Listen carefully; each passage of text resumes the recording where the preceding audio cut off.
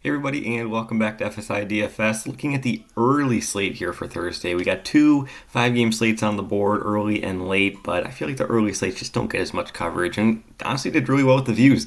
Last time we covered it early last week. So let's do it again. I think it's a pretty average slate, all things considered. Nothing too exciting about it, but we're still going to break it down, go through all the pitchers. We got the rankings. We'll pull that up here in a couple minutes. But as always, let's start up at the top. So Cole, Peralta, and Steele, the three pitchers in terms of salary that are pretty high up. My favorite pitcher on the board is going to be Justin Steele at 9K. Great matchup facing off against Detroit. However, it came to my attention from Mega Roller yesterday. Detroit actually has a better record than, World Series champion Texas, and their offense has been performing at a pretty similar clip, oddly enough. So it kind of shocked me there because Detroit has been a team that we picked on for so long. I mean, they had Riley Green on the IL. Carpenter was out for what seemed forever as well. Both of those guys are back, but they're both left-handed bats, so I definitely am going to be giving a little bit of an advantage towards Steele in this left-handed matchup. Haven't really looked into the wins. I don't think that there's strong wins or impacting wins really at Wrigley at all in this matchup here. Regardless, I think that Steele is going to be the most popular pitcher on the board, given everything. And at 9K, especially in cash games, he's probably going to be a guy that people just lock in. After Steele, we're going to go with Peralta. I am going to take Peralta over Cole. Peralta is a guy who historically we talk about being one of those big boom bust kind of pitchers. He has slate breaking potential. Any start that he goes out there, he can get you 10 strikeouts. He also has a very low floor. He can go out there and get you 5 DK points, and that's that. I like the matchup here facing off against St. Louis. I think he is going to be able to generate some strikeouts. It wouldn't shock me if he's able to get you 6 to 8 strikeouts. 9.3K. That's entirely fine. 9.3, we're looking for roughly 20 DK points, or maybe even up to 21 to pay off his salary. Anything above that is going to be paying off his salary and then some. I don't think he's going to see much ownership at all, especially with all the ownership going to the guy closest to him in salary and Steele. So if he's capable of getting you 25 to 30 DK points, that's one, going to way pay off his salary, and number two, you're going to see it at a way reduced ownership to Steele. Garrett Cole, he is the third ranked guy. He should be in your player pool. He's not a fade by any means. Just a tough matchup facing off against Cleveland. Just a really low strikeout team that the Guardians do have. Now Garrett Cole, he's starting to come back around. He got off to a little bit of a slow start to the season. He was out for months and months. But he's finally progressed. He's looked great in his past two starts with 10 strikeouts and 8 strikeouts in each of them. But again, Cleveland, very low strikeout team. 9.6K, he certainly can pay off that salary. He got a boost. He was in that mid to high 8K range for a while, but I think the algorithm starting to catch back on to him. So again, should be in your player pool, but I actually have him ranked third amongst those top salary pitchers. Going into the mid-tier, Beto and Springs are really the only two mid-tier salary guys. I guess you could throw Williams in there, but honestly, I don't really have much interest in Williams. There's a big gap after Williams, or big gap after Springs to Williams. But Beto and Springs, these guys are so close. I was having a tough time. I was looking at the strikeout props. They're the exact same. I was looking at the total for the game. It's the exact same because it's a pick-em matchup, and so all that. I was looking at the outs, projected how far they're going to go deep into the game. Pretty much exactly the same as well. So it's going to be really intriguing to see how salary breaks down. If I had to guess, I'm not an expert in this, but if I had to guess, I'm going to say that Springs, with the prospect hype, the history, the name recognition, I would expect him to get more of the ownership. And if that is the case, if you also agree that Springs is going to see more of the ownership, I'm going to pivot over to Beto. Beto's looked really solid here over the past handful of starts. You can look, he's got back-to-back quality starts Dodgers, San Francisco, okay, and Toronto. So like really nice matchups, and he's been certainly performing. He's seen his salary certainly increase during that time frame. So at 8.3, am I excited about seeing that salary tag to that name?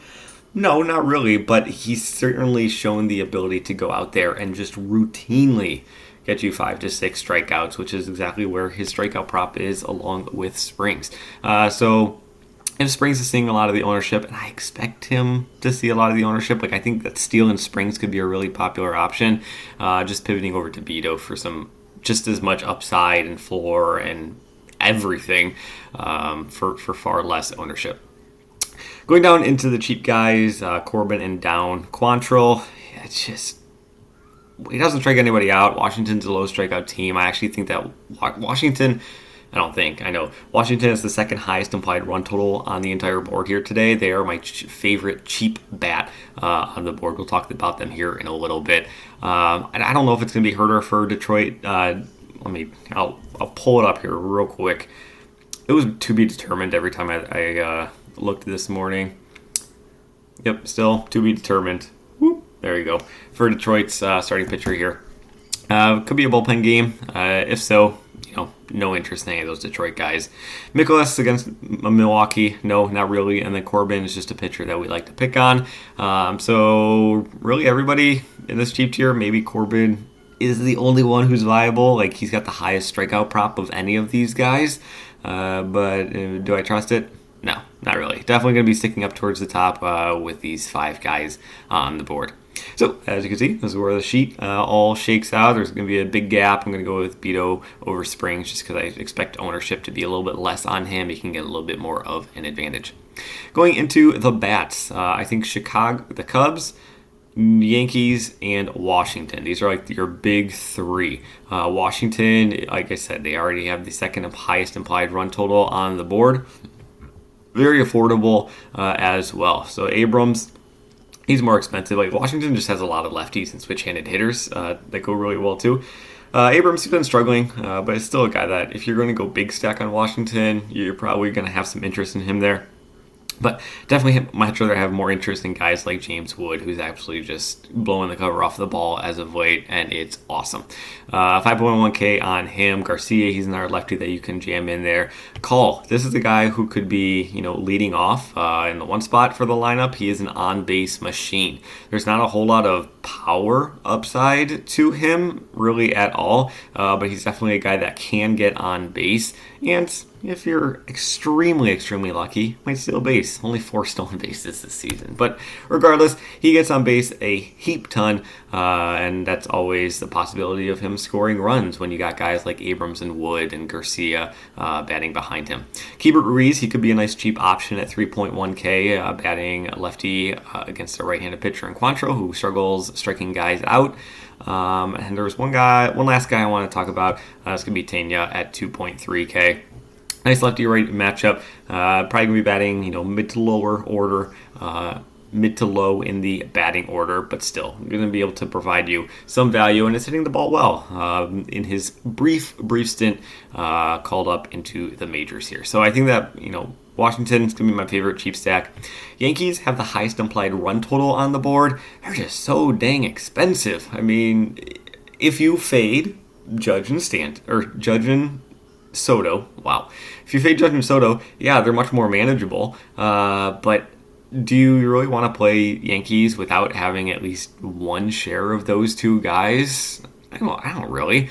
So while they have the highest implied run total on the board, they're just expensive. They're kind of tough to fit in there. It's entirely possible. Like, I could see you jamming in Washington and New York. Let's throw in one of these top guys. We'll throw in Soto, just because let's get that lefty-righty matchup. We'll throw in some of these cheaper guys. We'll go with, throw in Call. Talked about him.